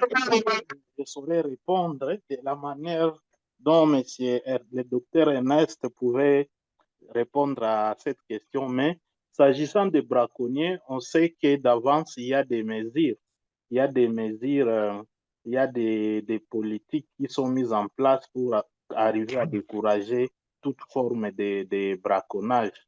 Et que donc, on doit toujours continuer à accélérer les mécanismes de lutte contre les braconnages parce qu'on vient de voir que ça ne consiste pas seulement à s'attaquer à la biodiversité en ce qui concerne de leur diminution, mais aussi il y a des conséquences liées à ce braconnage parce que les braconniers arrivent à transporter à transporter non seulement la viande pour l'alimentation de leurs enfants, mais aussi de la maladie pour l'extermination de la propagation de la maladie en question. Et que donc, on doit continuer, on doit vraiment accentuer les mécanismes de sensibilisation dans nos différentes communautés. Merci. Merci bien. Merci Yannick. Je vais donner la parole à Adolphine qui a aussi la main levée. Adolphine, vous pouvez ouvrir votre micro et prendre la parole. Oui, merci beaucoup. C'est dans le même angle que je voulais parler par rapport au problème de braconnage. Le programme de braconnage, c'est un système qui n'est pas maîtrisé ni par les parcs, ni par les communautés. Donc, l'étude qu'Ernest a fait, il a fait donc dans le système InSanté. Il y a les suivis au niveau du parc, il y a des suivis aussi au niveau des communautés, au centre de santé dans les IMI. C'est là où le contrôle de la propagation des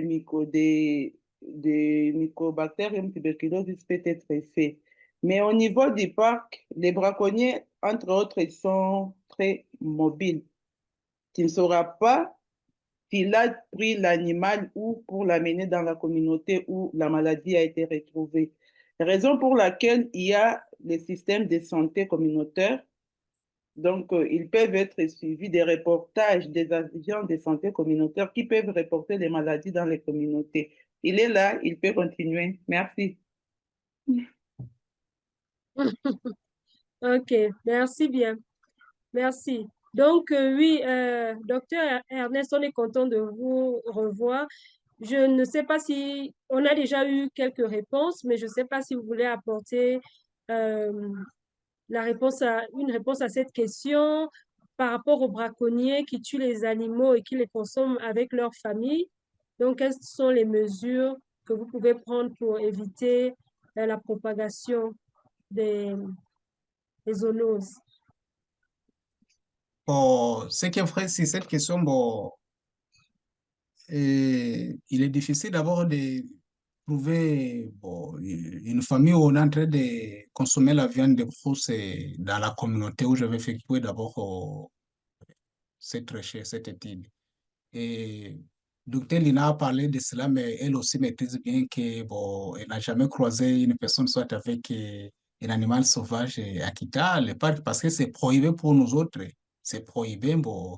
Alors pour nous, ce que nous voyons chez les animaux, on voit comme si nous sommes égal, ce qui est fait avec les animaux sauvages. Alors c'est un peu difficile pour nous que ça passe dans nos oreilles, que quelqu'un le mange et nous n'avons jamais vu les gens qui sont en train de le manger. Mais ce qui est vrai, c'est très dangereux pour pour la population qui peut consommer la viande de brousse parce que c'est une source de plusieurs pathogènes et ils peuvent euh, se mettre en danger eux-mêmes.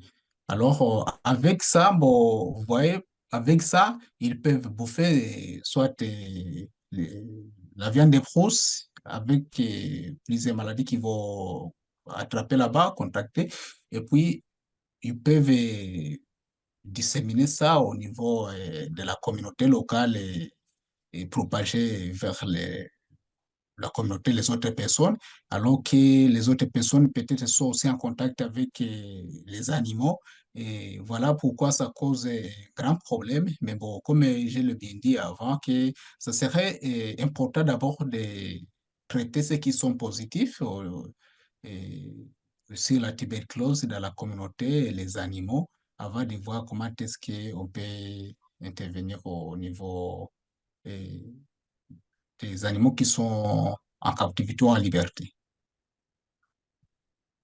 OK. Et Rudy Ndongo, je vois votre main, ne la baissez pas, mais j'ai d'abord envie de donner la parole à Monsieur Victor Mituga parce qu'il a une question ici dans le chat que j'aurais du mal à lire. Si, Monsieur Victor, si vous pouvez ouvrir votre micro et poser la question de vive voix, s'il vous plaît.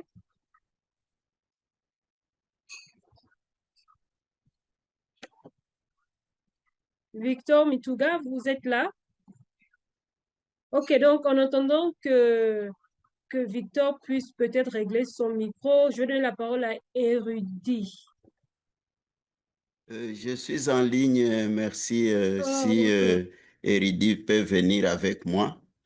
Moi, c'est Victor Mituga.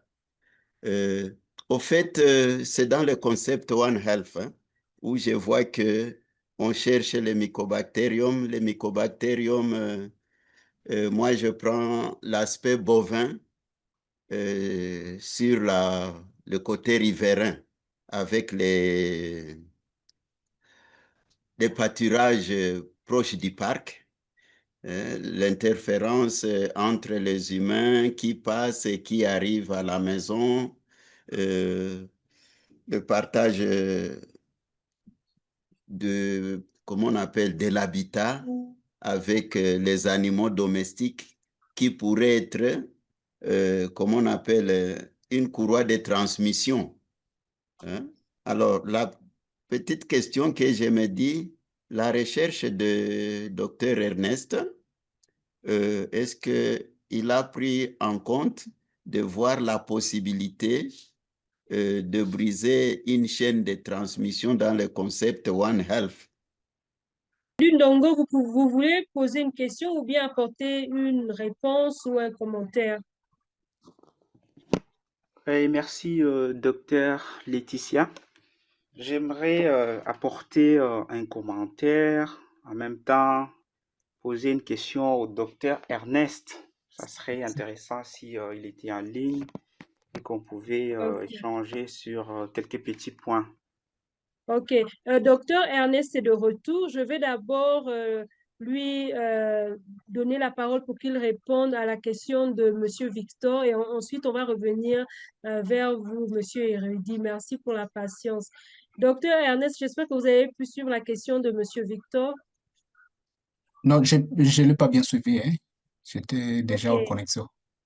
Monsieur Victor, si vous pouvez la résumer vraiment votre question brièvement.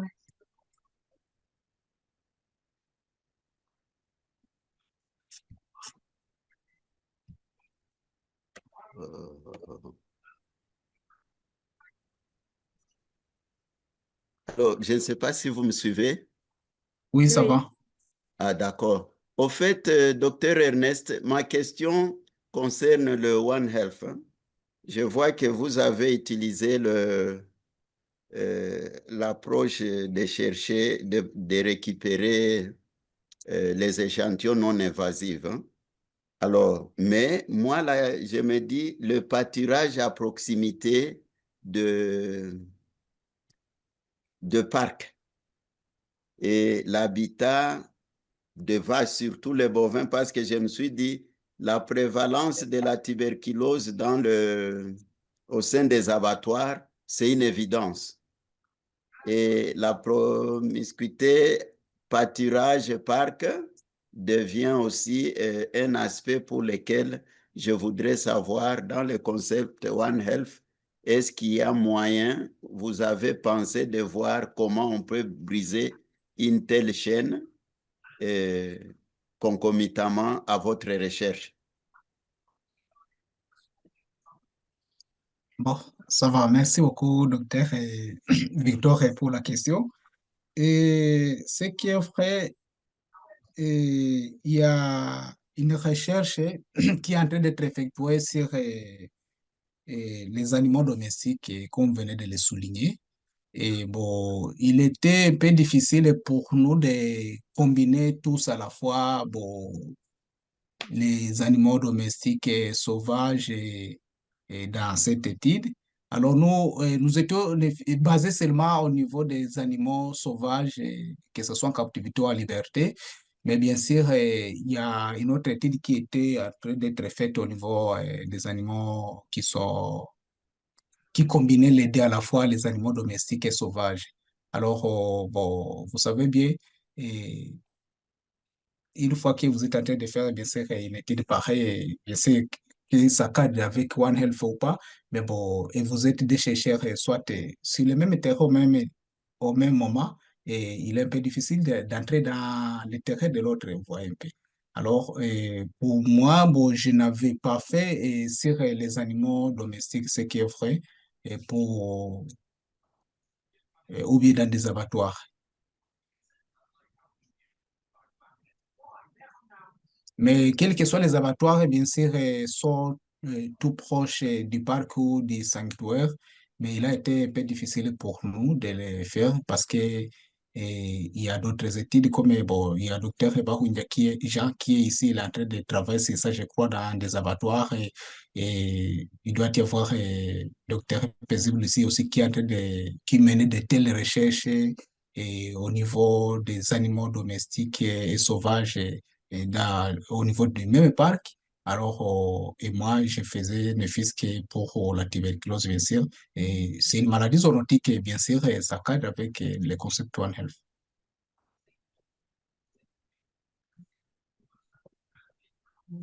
Ouvrez votre micro, docteur.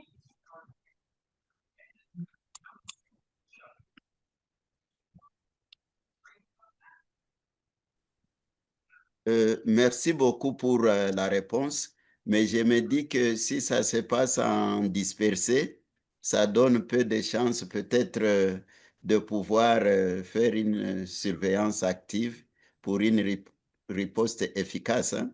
Mais comme on est encore sur la voie, ce serait un souhait pour qu'il y ait une concomitance dans le cadre One Health. Merci, docteur Ernest. Merci beaucoup. OK. Je vais donner la parole à Érudine. Donc, Merci, docteur Laetitia, et merci, docteur Ernest, pour votre étude qui me semble vraiment être très ambitieux et touchant et très One Health, si je peux le dire. Mais toutefois, j'aimerais apporter un peu. Bon, je vous montre d'abord le point que je trouve pour moi très pertinent. C'est vrai que c'est bien, vous appliquez des méthodes non invasives sur les primates non humains, donc ce qui vous réduit à des stress dus aux captures, et ce qui peut aussi être adapté dans les contextes de sites où vous travaillez. Et ça ressort vraiment cette approche de One Health qui est bien sûr claire et on voit.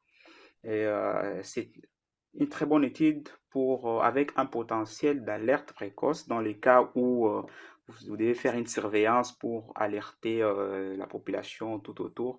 Donc là, ce sont des points que je trouve très pertinents. Mais toutefois, le point que je trouve un peu à clarifier, il faut revenir un peu sur l'aspect de l'ADN, de la détection de l'ADN quant à sa viabilité. Je trouve il pourrait y avoir des risques de surinterprétation et vous voyez, les mycobactériums, par exemple, que vous avez pu identifier, étant donné qu'il faut savoir que les mycobactériums pathogènes et intracellulaires avec une paroi épaisse, et donc sa shedding environnementale est moins abondante que chez les agents hydriques. Alors, les problèmes de spécificité là, bon, je ne sais pas si vous en avez tenu compte.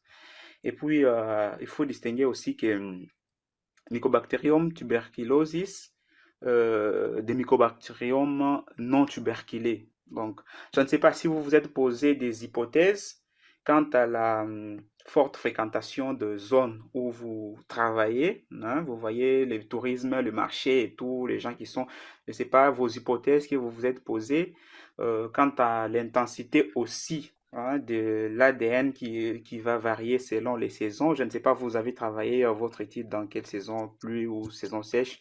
Alors, je ne sais pas les hypothèses que vous vous êtes posées. Et essayez un peu de revenir là-dessus. Je vais m'excuser parce que je vous ai rejoint un tout petit peu en retard. Et là, voilà, je reviens si vous pouvez un peu aller revenir et donner un peu plus de précision. Et dans un dessin One Health, comme le disait Dr Mituga tout à l'heure, je ne sais pas si vous avez prévu de faire aussi des comparaisons multisites, hein, par rapport à vos prélèvements. Et je ne sais pas aussi si vous avez prévu de faire des prélèvements en des espaces un peu séparés pour voir si vous obtenez quelque chose qui soit un peu similaire. Et donc, voilà. Et c'est un peu de donner quelques précisions là-dessus, et puis on va voir comment encore on peut continuer avec les discussions. Bon, ça va. Merci beaucoup, Ndongo. Et au juste, quand on prélevait, bon, on ne prélevait pas directement, on n'a pas pris tous les échantillons sur le même endroit, bien sûr. Vous voyez, par exemple, dans une famille de gorilles, soit là où il y a des nids de gorilles, il peut y avoir soit des distances. Il peut y avoir une distanciation de 3, 4 mètres, 5 mètres et des nids. Alors, une fois que vous avez prélevé dans les nids de gorilles qui est à ce niveau ici, et puis bon, vous allez faire soit 2, 3, 4 mètres pour trouver notre nid. Et pourquoi pas, bon, il y a là où vous pouvez faire même 5 mètres pour trouver notre nid. Donc, il y avait un peu de distance. Et bon, au niveau aussi du sanctuaire, vu que ce sont des enclos, et il y a des distances, bien sûr, parce que l'enclos, par exemple, des groupes porcs est un peu éloigné de l'enclos des grands mâles. Alors, une fois qu'on arrive à prélever là-bas, et d'abord, on doit savoir qu'il y a d'abord une distance de là où on doit prélever. Et puis, bon, au niveau des dortoirs, si nous voulons prélever dans les dortoirs, bien sûr, et si je prends dans le coin là-bas, je dois le prendre dans l'autre coin là-bas parce que bon, le même chimpanzé ne peut pas déféquer et dans ce coin là-bas, il va aller déféquer dans l'autre coin directement à ce niveau là-bas. Donc, on doit voir que non, non, il y a un chimpanzé qui a passé la nuit sur cet enrichissement toute la nuit, il a déféqué ici, mais il y a l'autre qui a déféqué de l'autre côté. Et puis là, on voit directement que ce sont des animaux différents et on peut prélever au niveau sur les enrichissements au niveau du sol. Et puis, bon, concernant pour les prélèvements au niveau des animaux qui sont en liberté, bien sûr, bon, concernant les résidus, prenons le cas des résidus alimentaires. Et chaque animal, vous allez trouver soit 2 ou 3 gorilles, ou bien un gorille avec son bébé qui est en train de manger à ce niveau ici. Et puis, quelques mètres après, vous allez trouver un autre qui est en train de manger là-bas. Et puis, ainsi de suite. Donc, c'est groupe par groupe. Et avec bien sûr des différenciations. Là, je vais donc prendre une question de Rufem Kanga qui dit quelles sont les mesures de biosécurité au centre de l'UIRO si le taux de prévalence est élevé?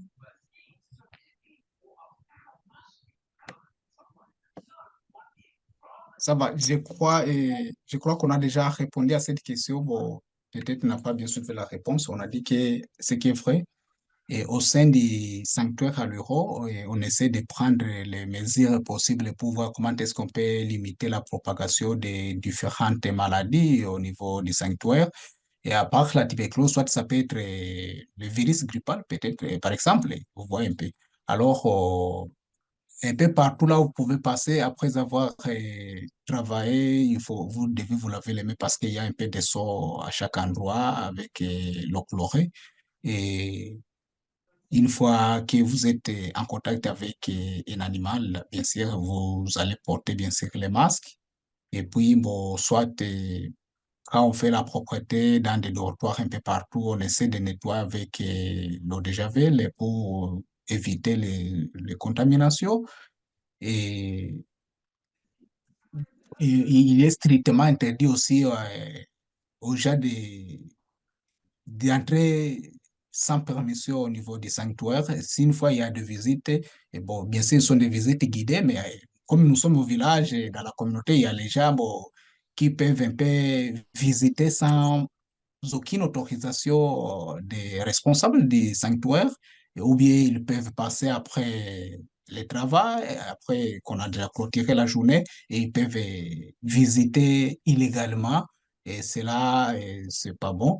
Mais on essaie en tout cas de prendre les mesures possibles pour voir comment est-ce qu'on peut limiter la propagation de la maladie au niveau du sanctuaire. Que ce soit un vétérinaire, en tout cas, qui est en contact avec l'animal, le vétérinaire ne doit pas toucher sur un animal, soit sans masque, ou bien s'il est en train d'intervenir, soit sans un gars. Et puis, quand il va terminer, quand il va finir, il doit aller se laver directement les mains. Mm. Et que ce soit les animaux qui sont en quarantaine, à chaque instant, ils font la propreté des dortoirs, à chaque instant que l'animal jette du matière fécale par terre directement, et ça doit être nettoyé pour les animaux qui sont en quarantaine. Et alors, pour les nouveaux animaux qu'on nous amène au niveau du sanctuaire, avant que ces animaux intègrent dans les groupes des autres, l'animal doit rester en quarantaine pendant autant de jours, et pourquoi pas même une année, même 2 ans, pour être suivi sérieusement avant qu'il puisse intégrer. S'il a un problème sanitaire, que ce soit de la tuberculose ou une autre pathologie, et on doit d'abord voir comment l'intervenir. Et quand on va se rassurer que déjà l'animal est déjà en bonne santé, et là, il peut déjà commencer un processus d'intégration dans les groupes où on peut trouver ses collègues de même âge. Ok. Merci beaucoup. Richard Kahindo dit, nous vous remercions vivement pour le partage de votre travail de recherche. Comme vous vous intéressez aux primates en captivité, en voulant venir vers le parc national de Virunga, y a-t-il des primates en captivité? Sinon, comment allez-vous procéder? S'y a-t-il des primates en captivité? Oui. Elle dit, il dit, en voulant revenir vers le PNVI, je pense que c'est le parc national de Virunga, y Ouais. a-t-il des primates en captivité? Sinon, comment allez-vous procéder? Ah voilà, bon, ce qui est vrai, bon, dans les perspectives d'avenir, bon, c'est un projet à long terme, mais bon, qui demande les moyens, bien sûr, pour effectuer une telle recherche. Bon, alors, avant d'y aller, bien sûr, on doit d'abord se rassurer et finaliser cette première étude d'abord, qu'on puisse bien clôturer, et avant d'aller dans d'autres régions pour mener des investigations là-bas. On doit se rassurer d'abord, soit si on a fini à traiter tout ce qu'on devrait traiter. Bon, ce qui est vrai, il y aura toujours des animaux en captivité au sein du sanctuaire parce que on n'a pas dit qu'on va les relâcher aujourd'hui suite au trouble qui s'est passé à l'est de la RDC, comme on est en train de dire, parce que bon, il y a des braconniers un peu partout, et comme on a dit que les gorilles, que ce soit les chimpanzés ou les petits singes, ne sont pas épargnés des braconniers, tu vois. Alors, pour le moment, on ne peut pas les libérer. Si une fois on libérait ces animaux dans la forêt, c'est qu'on aura gaspillé littéralement l'État à réhabiliter ces animaux, à les récupérer psychologiquement au sein du sanctuaire dans l'objectif de les relâcher dans leur milieu naturel. Alors, pendant ces temps où il y a un peu de troubles chaque fois, chaque année, bon, à l'est de la RDC, il est difficile d'abord. Donc, on peut aller au PNV s'il y a des moyens, mais bon, il y aura toujours des animaux qui sont toujours en captivité. Ok. Et ça, c'est une question de Olivier Famba. Il dit, suite à votre intervention sur la question concernant les échantillons, serait-il possible que certains échantillons puissent venir d'autres animaux? Et d'autres animaux, bon, qui sont sauvages ou domestiques. Pour les animaux domestiques, non, nous, on se basait ne fût-ce que sur les animaux sauvages. Pour les domestiques, non, on n'a pas pu réciter aucun échantillon en provenance des animaux domestiques. Et seulement, les sauvages, on doit se rassurer comment est-ce qu'on a prélevé, parce que moi-même, j'ai été sur terrain, je prélevais, je savais comment est-ce que je dois procéder pour prélever, parce que ce sont des méthodologies que j'avais déjà appliquées au niveau de l'Espagne. Et moi-même, j'ai été au laboratoire en Espagne pour les analyses, pour l'extraction. Et voilà pourquoi je suis venu. Alors, au Congo, j'avais appliqué les mêmes méthodologies et puis j'avais eu mes échantillons. Ok. Ouais. Donc, je sais pas, je pense que la personne aimerait avoir peut-être plus de précision. J'aimerais. Donc, comment est-ce que vous vous rassurez que ces échantillons-là ne proviennent pas d'autres animaux? Comment est-ce que vous vous rassurez euh, de cela? Bon, ce que j'ai bien dit, que vous pouvez, j'ai prélevé bien sûr dans l'environnement des gorilles qui sont en liberté. Et il serait un peu difficile de savoir soit si ça vient d'un autre animal. Par exemple, comme j'ai dit, il peut y avoir des animaux sauvages qui ne sont pas habitués aux humains et qui peuvent passer dans la région ou bien dans le territoire d'une autre famille habituée, vous voyez. Bon, juste un passage. Et au fur et à mesure qu'il est en train de passer, il est en train de manger, il est en train de féquer là où il est en train de passer. Et là, quand moi je passe, je peux prélever les échantillons.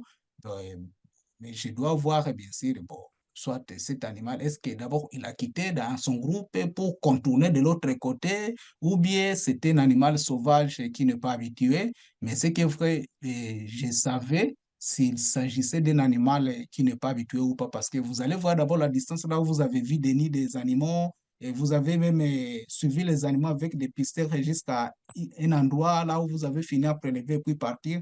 Mais vous allez voir à un autre endroit là où ça doit être un animal sauvage qui est passé par ici, parce que bon, vous allez voir même la direction prise par cet animal et qu'il était seul, il n'était pas en famille, en groupe. Et là, vous allez conclure qu'il s'agit d'un animal sauvage qui a essayé de chercher son chemin ici. Hmm. Mais bien sûr, on doit prélever parce qu'il s'agit dans l'environnement et puis dans la zone où X famille reste souvent. Ok, d'accord. Ouais. Donc, c'est vraiment un caractère assez déterminant, en fait, que les animaux sont en groupe. Ça vous permet de savoir que là, vous êtes en train de prélever l'échantillon qui est correct, en fait. Le fait de voir que, voilà, les animaux, voilà, sont en groupe. Ok, un point important. Merci pour ces précisions. Je vais continuer. C'est une question de Rubambiza qui dit, que se passerait-il si la conservation se faisait au-delà de moins de 40 degrés ou à une température en dessous de 40 degrés? Autrement dit, pourquoi avoir seulement choisi cette température?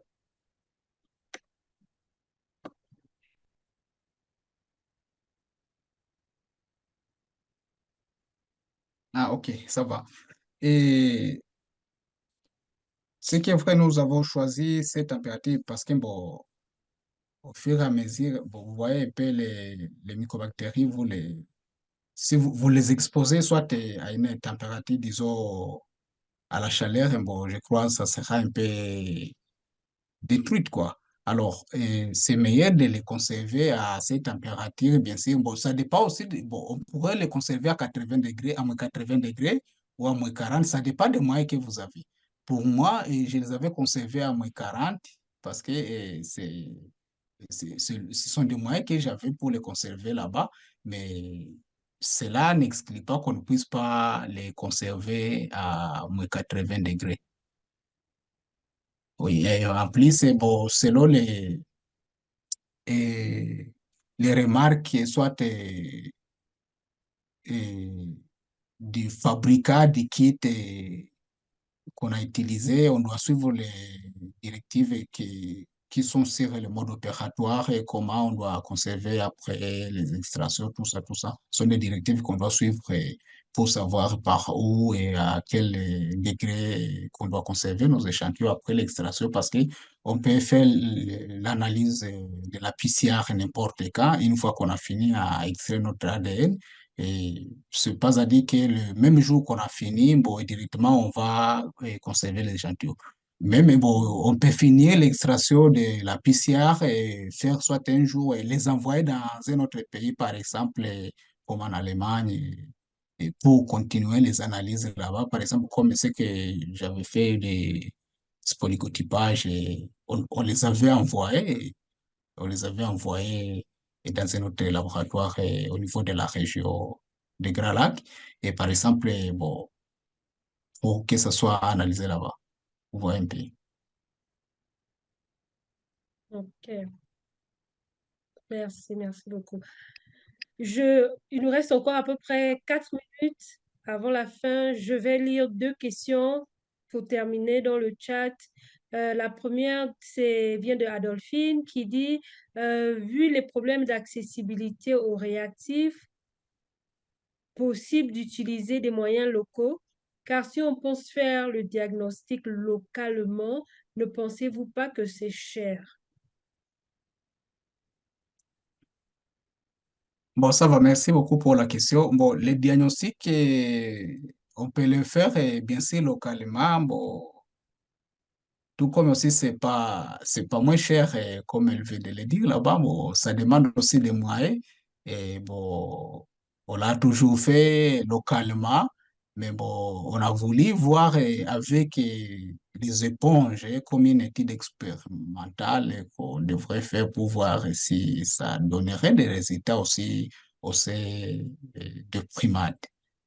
Mais bon, localement, on l'a fait plusieurs fois, elle maîtrise bien. Bon, elle a même fait, elle a fait ça, elle faisait ça. Bon, je crois qu'elle continue toujours à le faire localement. Et, mais bon, localement, où est-ce que avant, bon, localement, quand on le faisait localement, il n'y avait pas la PCR, il n'y avait pas les DNA experts, il n'y avait pas ELISA, on faisait ne fût-ce que les histoires de décontamination, et on doit savoir que tel animal soit est positif, soit aux ailes ou à l'oramine, après la coloration des ailes aux ramines, et après on s'est limité par là. Bon, oui, on pouvait faire aussi la culture, bien sûr, mais bon, ici, on ne saura pas, il s'agit de quelle espèce. Bien sûr, quelle espèce mycobactérienne qui a infecté l'animal, s'il s'agit des africanos, s'il s'agit des bovis ou tuberculosis. Vous voyez un peu. Alors, oui, ça n'exclut pas de ne pas le faire localement, bien sûr. On peut le faire localement et c'est bon. Et ça dépend de vos motivations. Ok, merci beaucoup. Oui. Maintenant, je vais lire la dernière question de la soirée. Elle vient de Naluire. Comme nous sommes dans des occupés et dans le PNKB, il y a des mouvements. Quels conseils vous nous donnez car ces viandes boucanées circulent partout et dans les foyers des hommes en armes? Et pour le moment, il serait un peu difficile parce que, bon, je crois, l'Est de la République démocratique du Congo, bon, que ce soit le parc, bon, il y a des troubles là-bas, alors il serait un peu difficile de contrôler les gens qui essaient, vous voyez un peu, bon, qui sont en train de faire le braconnage au sein du parc, vous voyez, moi, je crois que ça doit être un problème du système politique au sein du pays, mais ça peut, pour le moment, bon, je crois que quand les gens vont, après les troubles, quand les gens vont rentrer, en tout cas, je crois qu'ils vont rencontrer un désastre total au niveau du parc. Et je crois qu'il y aura encore de l'inventaire pour voir comment ça évolue au sein du parc, parce que les animaux sont en train d'être abattus chaque jour. Et suite aux troubles, que ce soit par les braconniers, bien sûr, et que ce soit par les militaires aussi, bon, pour trouver à manger. Vous voyez un peu. Alors, je crois que c'est un problème sérieux pour dans nos aires protégées pour le moment à l'est de la République démocratique du Congo. Je disais que la question est assez intéressante. Si vous me permettez de la lire, ce sera vraiment la dernière question de la soirée, réellement. Je peux lire la question. Ouais.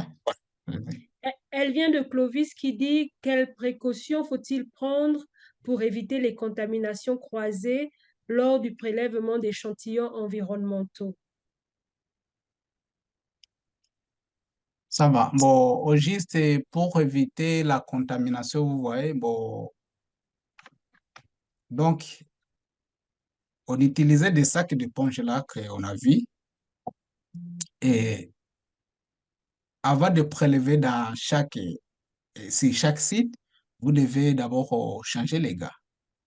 Vous arrivez à cet endroit, vous prélevez et avec des gars propres déjà. Une fois terminé, vous pouvez vous jeter déjà les gars au niveau de la poubelle et puis vous avancez. Une fois que vous trouvez notre endroit directement, vous récupérez notre éponge et vous prélevez sur notre site. et tout en évitant. Bien sûr, ça a été parmi les précautions très nécessaires qu'on essaie de voir comment est-ce qu'on peut éviter cela parce que la contamination lors des manipulations de transport des échantillons.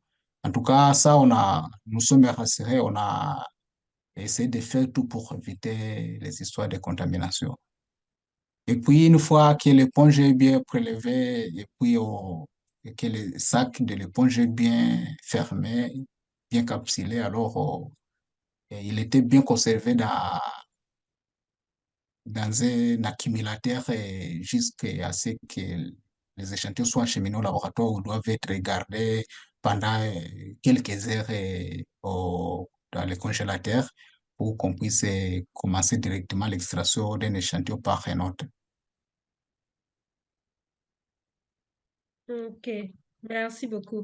Ok, nous sommes arrivés à la fin. Avant de terminer, je veux juste lire des commentaires et des questions auxquelles Madame Adolphine Lina a répondu. C'est Valérie qui disait, mais si c'est un gorille solitaire, comment vous allez faire? Et puis Madame Maintenant, j'ai perdu. En tout cas, Madame Dolphine a dit que vous allez forcément, vous ne pouvez pas confondre les excréments des gorilles à d'autres animaux, car Docteur Ernest s'y connaît. Merci vraiment, Madame Adolphine, pour cette précision. Et on va donc terminer sur ce point-là parce que, évidemment, on a beaucoup appris aujourd'hui de vous, Docteur Ernest. Merci du fond du cœur, donc, d'avoir partagé toute cette connaissance avec nous. On espère que ce ne sera pas la première et la dernière fois. On vous souhaite donc une bonne soirée et merci aussi à l'audience qui s'est joint à nous. On espère que vous avez beaucoup appris et on se retrouve exactement dans 2 semaines pour un autre événement, une autre présentation sur cette plateforme. Docteur Ernest, je ne sais pas si vous voulez dire un mot de fin et avant qu'on ne se sépare. Non, bon, je voudrais de toutes les façons remercier tous les intervenants et tous les collègues et les amis qui ont participé dans cette conférence et ce qui est vrai. Et bon, comme ça a été une étude d'expérimentation qui a été faite au niveau à l'est de la République, au niveau de la région au Congo. Et on voudrait bon, que tout le monde apporte une pierre à l'édifice pour qu'on puisse continuer tous ensemble à mener des recherches pareilles pour voir, parce qu'il peut y avoir plusieurs recommandations, suggestions bien sûr, mais si une fois tout le monde, on se réunissait tous ensemble, on pouvait voir comment est-ce qu'on peut pallier à ces défis. Et surtout pendant cette période des mouvements un peu partout, et déjà sans pour autant contrôler ces mouvements, alors il y aura un problème sérieux, comme je venais de le dire, après la guerre. Et puis, on va reprendre à zéro le système, ce qui est vrai. Mais bon, si tout le monde est dans son coin là où il est, ce qui voudrait faire chez les animaux domestiques, et c'est un pas en avance aussi pour aider ceux qui sont en train de faire chez les animaux domestiques aussi et sauvages, c'est aussi un grand pas. Et au niveau de la communauté locale, comme dans les hôpitaux de structures sanitaires en général, et aussi, et ça devrait être un pas important. Donc, tous ensemble pour une cause, pour voir comment est-ce qu'on peut pallier ces problèmes. Parce que la tuberculose, c'est une maladie silencieuse, mais qui tue à grande échelle. Ok. Merci beaucoup. Merci et bonne soirée. Au revoir à tout le monde. Bye bye.